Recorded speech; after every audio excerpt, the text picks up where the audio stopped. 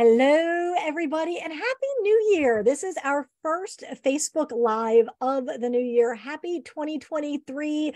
For those of you that are setting goals, hopefully you are still on point. What are we on Thursday, the 5th? So we are 4.5 days into the world, and hopefully you are still on track to meet your 2023 goals. So I am going to get us kicked off. I want to welcome our guest to today's show. I've got Eric Moore with me. He is the MSP and Enterprise Director of PC Matic. And you guys are in for such a treat. We were having such fun off stage that we almost went live late, but we didn't. We were right on time. But Eric, thank you so much for joining me today. I appreciate it. Thank you so much for having me. I didn't know I was the first one, so that's pretty cool too. But I guess mission accomplished for goals for 2023 was to do more live streams.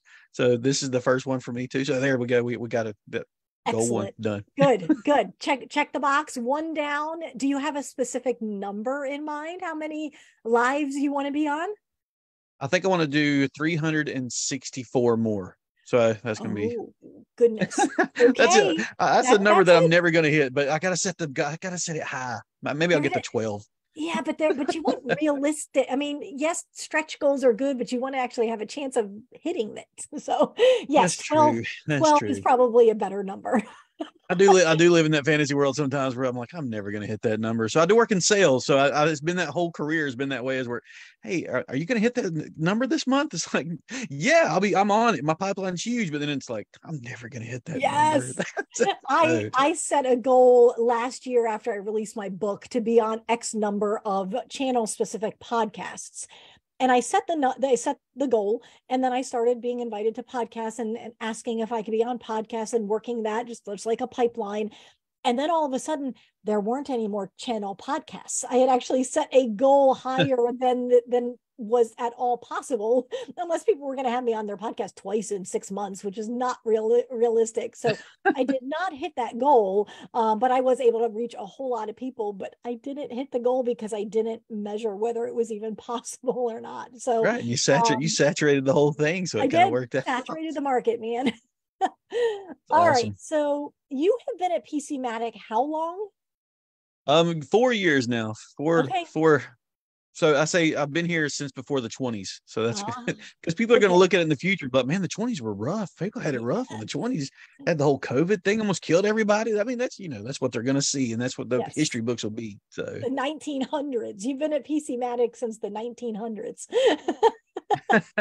things. No. So 2019 is when I started. So definitely not the Oh, 1900s. okay. Got it. All right. Yeah. And PC Matic was a very, very different company when you first started, right? It was primarily, maybe not 5 years ago, you were just shifting from being really residential antivirus and being the commercial that everybody knew about from Right. TV, really making the shift to being a real MSP or business grade type of solution. So And that was where how, that's where I got brought into the fray, is at the end of that. Well, I wouldn't say the end, because we're still doing the commercials. The commercials are still there. We're still a demographic that we chase for the homeowner and the residential stuff. So when I talked about this, when I got hired, I thought, have I taken the right job? Because I went to Google and I looked and I thought, what have I done?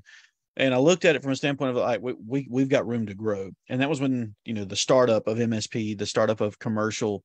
So where we were 5 years ago to where we are now, this whole journey has been magical. So I don't want to go through all of it just here, one just right here at the beginning of it. But it started off with, I was calling on small businesses and MSPs and saying, hey, you need to use this. And they're just like, PC Matic, really? And I'm like, yes. yeah, we're legit. And, I was trying to legitimize. So since I started, it's been about legitimizing the brand, telling people who we are, where we're going, and what we've done. So that was where in that early stage was, how do you convince people that we're not just the commercials you see on TV, and we're a legit brand that can do these things with our application whitelisting? So at that stage, I mean, this was only 5 years ago that, people were looking at application whitelisting as a hassle, as a burden. And people still kind of look at it that way. They look at us as, more work. And that's where Yes. we've came into, and we can talk about that in a little bit, how we make things easier. And we've done that on Mhm. grand scales at this point with some of the biggest there are, showing that we take care of the keyword here will be governance, where we take care of the governance and taking care of application whitelisting. All right, so I'm going to write down both of those things, how to make it easy. And then we also want to talk about governance. And we'll talk about compliance as well, because it's so Oh, interesting. you used the word, everybody that's an MSP listening, she used the word compliance first, not me. So you get to at her, don't at me. That's on her Yes, this hate, time. hate on me. It's okay. I got broad shoulders. I can take it. So, okay. So let's go back to your journey a little bit. So it's interesting because I chatted with Corey a little bit, Corey Munson, right before you really started making a big play into the channel. And before you really had, I don't think you even had a dozen MSP partners. And um, it's interesting because I talked to a lot of startup vendors, and not that you guys were really in startup mode by any stretch. You were an established Right. business owner, and he had a very, very good understanding of the marketplace, and probably more importantly of the uphill climb that PC Matic was going to be up against if indeed you were going to make it successfully into the channel. And you've made that climb. You've had the persistence, the stick-to-itiveness to make that happen.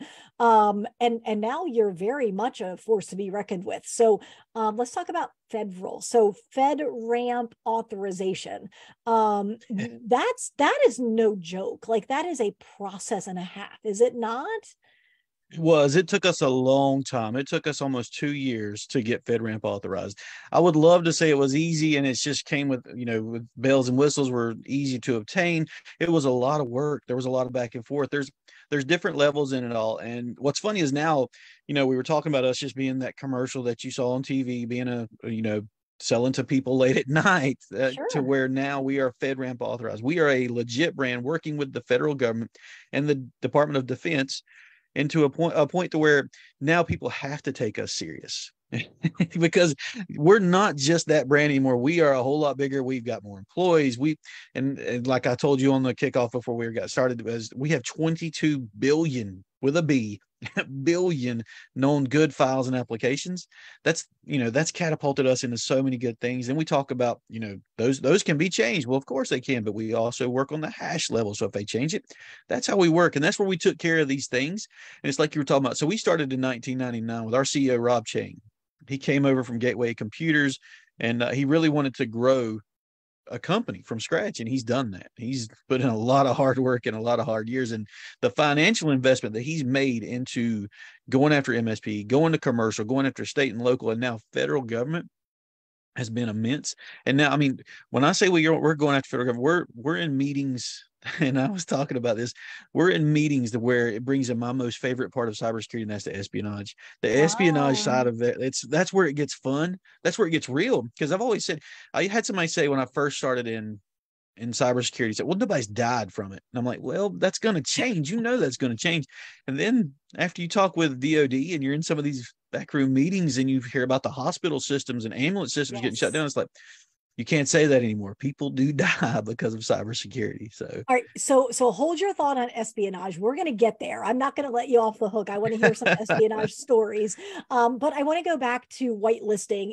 Whether we call it whitelisting or allow listing or allow lists, like, that's always been kind of the holy grail of security. But it really has been a pain. Like, it's a heavy lift. It's maybe it's a little more practical at the corporate level where there's a set number of programs and things that run, and so if it's outside of these 30 programs, we don't allow it to run.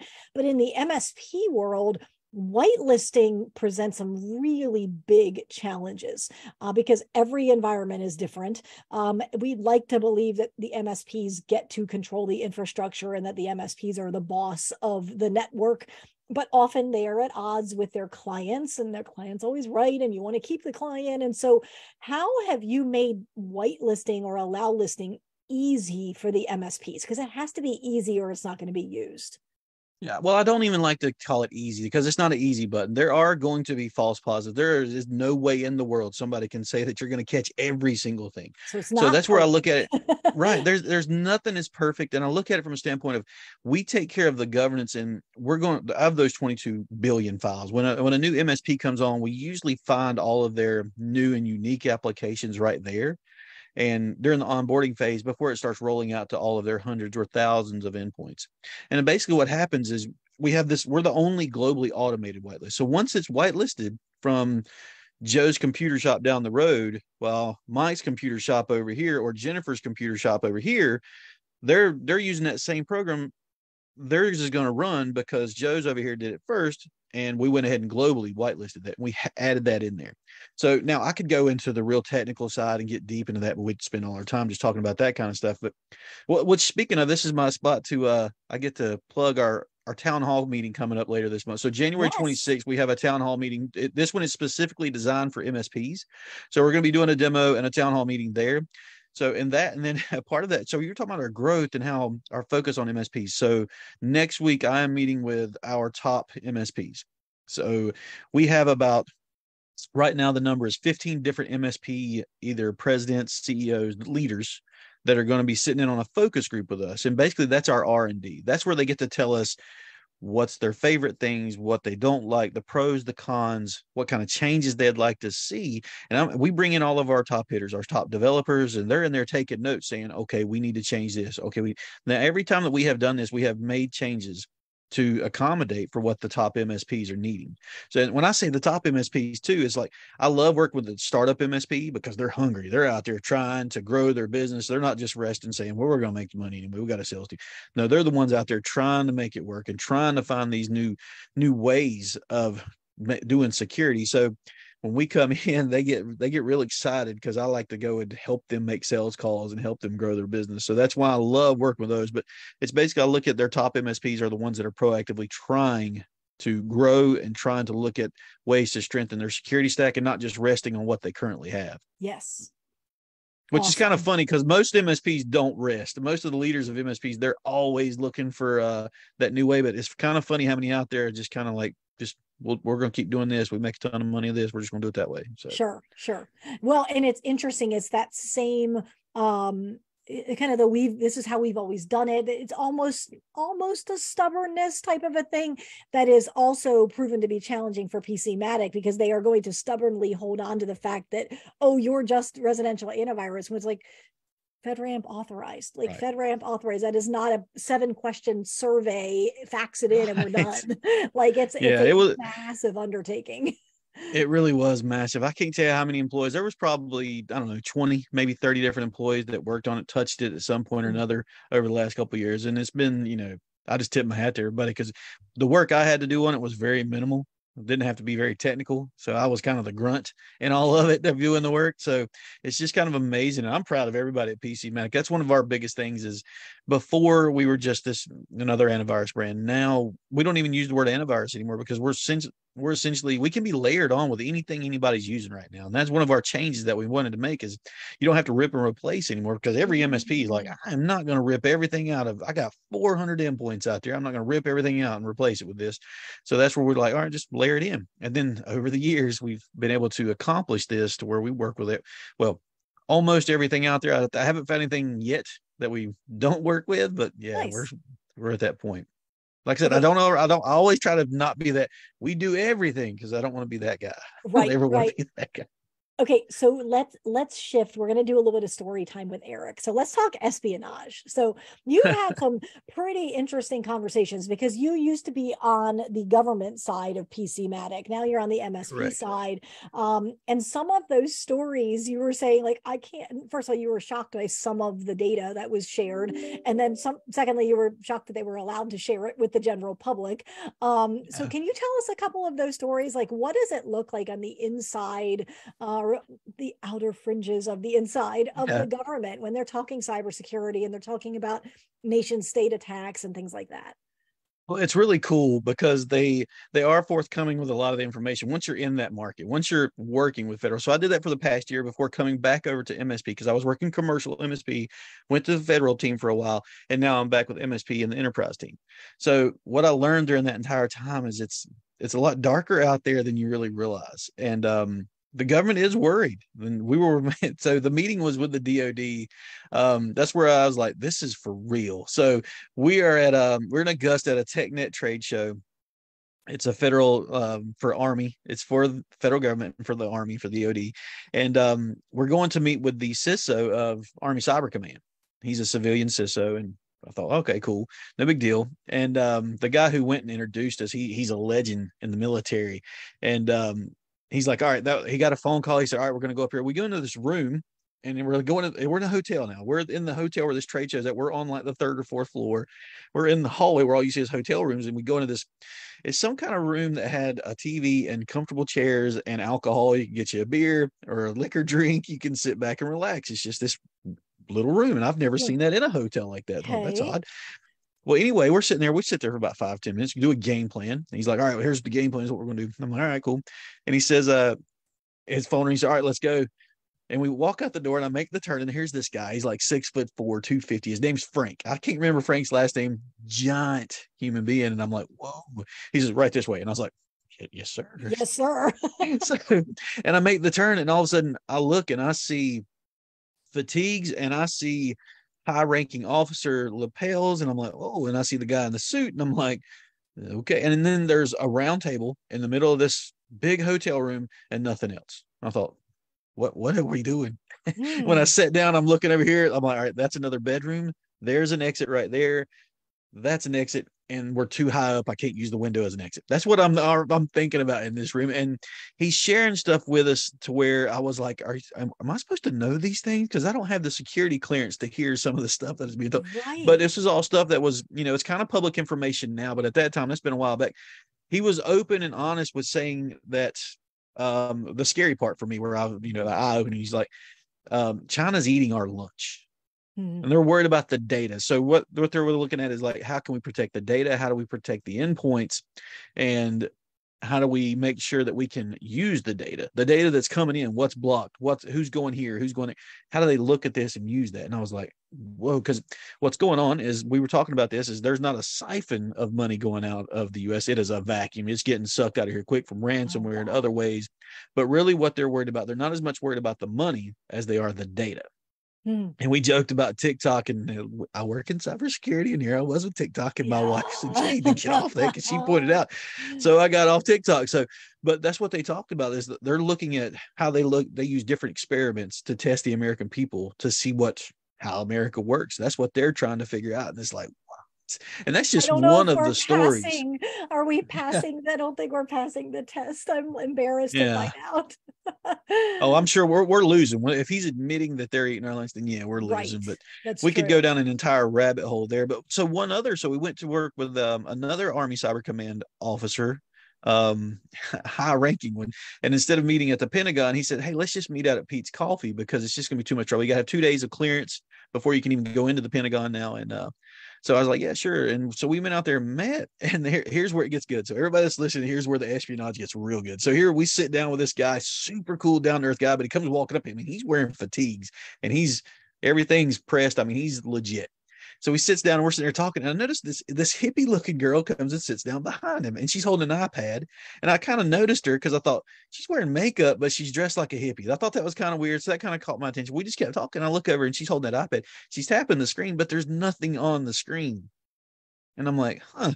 And then I see these two moms come by with strollers, and neither one of them are sweating, but they look like they're working out.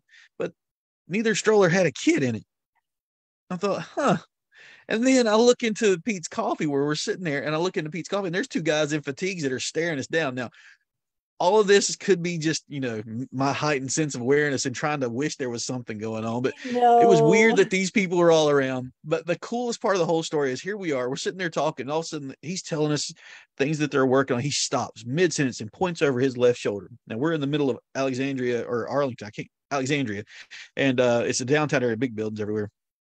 Points over his left shoulder. He said, there's my team. And I'm like, what? And I look off, and I'm like, I hear a helicopter, and here comes a Black Hawk helicopter comes flying by, and you can see the people in the window. And I'm like, what? He said, yeah, that's my team. And I was like, what? How's that your team? He's like, yeah, well, I train these guys. That's my team. They're doing a training run right now. So I'm like, that was the pinnacle for me in cybersecurity, where I was like, I'm done. Nothing is going to top that moment right there. Yeah, that's a pretty tough one to beat, for sure.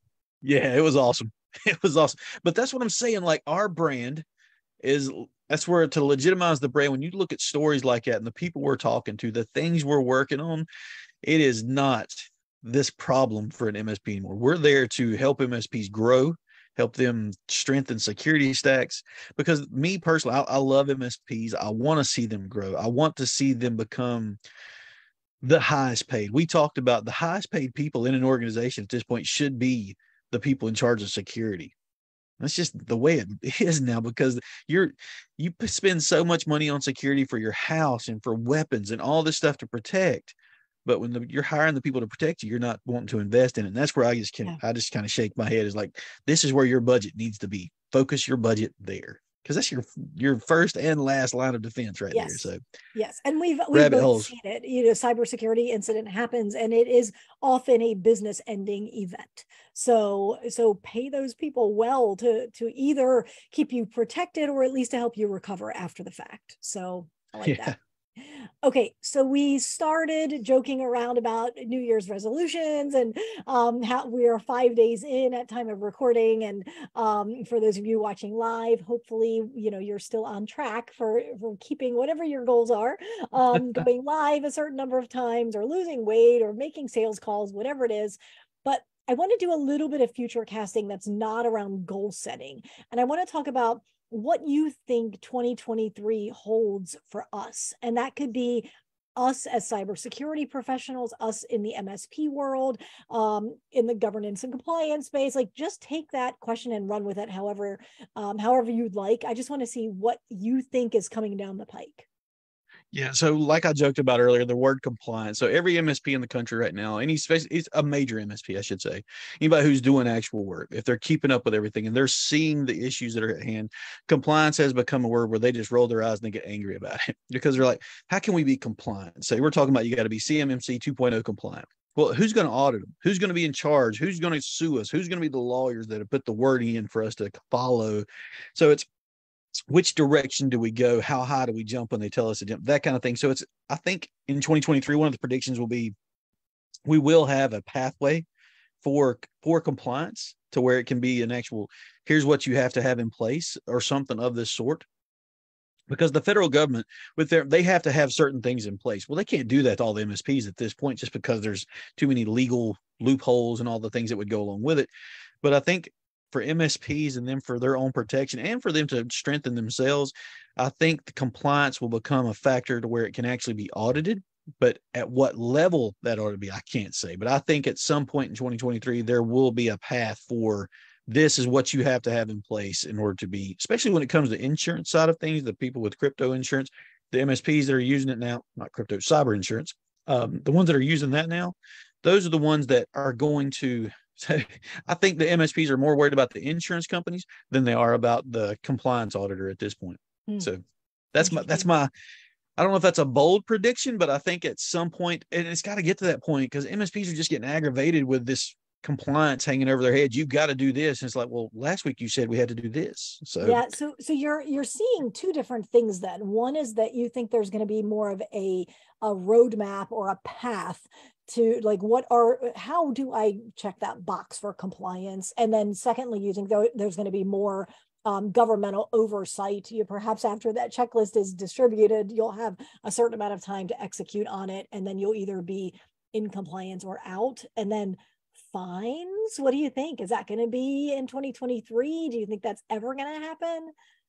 I don't know if it'll happen in 2023, but I think somewhere down the road, it will come down to a point to where, especially a major MSP that's doing 10,000 plus endpoints, they're going to look at it from a standpoint of, they're going to be, because it's all about liability. It is all about whose fault was it that we got hit. And, it's always going to be the endpoint. The end user did this. They were told not to click this. Well, you can do all the training in the world. You can do all this stuff, and they're still going to get that ad from Craigslist because they've been looking for that boat. Yes. Grandma found one on Craigslist, sent it to them, and they clicked on it, and boom. And they're using their personal computer on, the business network, and all of a sudden they're hit. So it's just a matter of what level of fines, I don't know, but I think at some point it's going to be about liability and accountability. And I think every MSP has to look at it from the standpoint of, right now, in the past, they've looked at it from the standpoint of, well, point the finger at them. It's the SOC's fault, or no, it's the end user's fault. We'll go and fix this. We'll go and update this. At some point, it has to get to where we have to change things from, this is how I've always done it, to, now you've got to, that's how you've always done it. Well, you got to be accountable for the way you've always done it. Got it. So I don't know if that, I don't think that'll be 2023, but I think I it's think in it's the, I coming. think it's within the, it's coming in the 20s. Well, and it's interesting because I think the fact that you've got experience on the government side gives you a little bit more insight into their concerns. And so I liked what you said, like, especially for those MSPs who have 10,000 endpoints or more, that's Yeah. probably where it's going to start, but it will have to trickle down to all MSPs. They can't, I don't think they would just say, oh, only if you're a big MSP, because then you, Right. there's all kinds of, loopholes you can do, split your company in two And or whatever, all kinds of crazy ways to get out of that. So, and like you said, they're concerned about data. And so it's not so much that they're concerned about the MSP themselves, but the trickle down effect, the whole supply chain. The companies that these MSPs are protecting have secrets and data that they don't want getting in the hands of the enemy. So it's right. So a lot of these amazing. MSPs have they have the keys to the kingdom for a lot of businesses. They could do a whole lot of damage. I mean, just Yes. the insider threat from MSP is something that's there. It's something that's real. And that's another thing that, I mean, everybody's worried about insider threat now. And that's another thing the government's really focused on too, is that, that's one of the things I asked about in our conversation with Cyber Command was, how much are you worried about, somebody on the inside doing something? And that's a main priority for them. And the people that they have caught doing nefarious things on the inside, you never hear about those stories. You never will hear about those stories, Yes. just because Agreed. that's the Department of Defense can cover that up. I mean, we're working, and that's what, part of our growth is. When I talk about 10,000 endpoints, that shouldn't bat an eye for anybody, because, well, I can't tell the actual agencies, but we're working with some really large agencies. I mean, it can be anywhere from, I don't know, 20,000 endpoints up to 1.6 million endpoints, whether that be an agency, of, I got to be The careful who I letter name. agencies, Yeah, a sure. letter agency or one of the civilian agencies. I mean, they're all looked at with a different standard. And I think at some point, I don't know if it'll ever get to that point for the smaller MSP. I mean, of course, someday it's going to have to, because of, if you're working for a business, you're going to be liable for it. But I think it's just going to boil down to,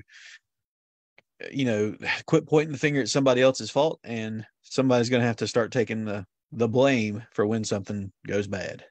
Got it.